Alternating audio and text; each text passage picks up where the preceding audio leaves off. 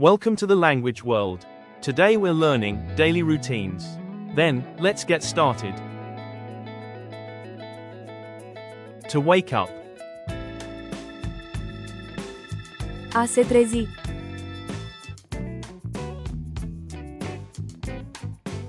To get up. A se ridica.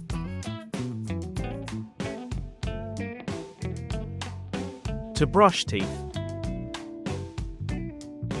A se spăla pe dinți. To wash face. A se spăla pe față.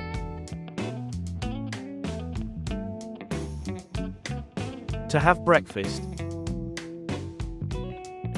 A lua micul dejun.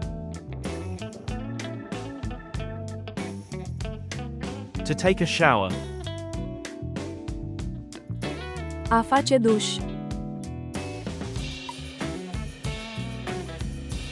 To go to work. A merge la serviciu. To go to school. A merge la școală. To study. A studia.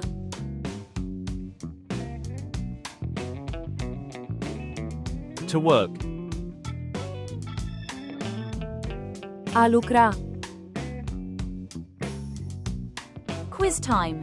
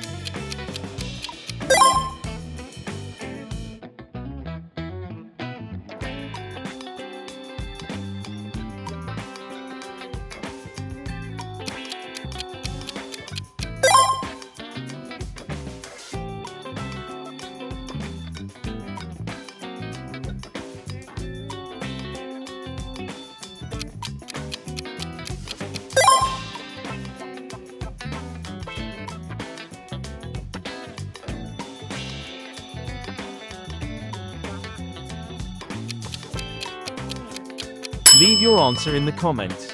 Thanks for watching. Don't forget to subscribe to our channel to learn more languages. See you in the next videos.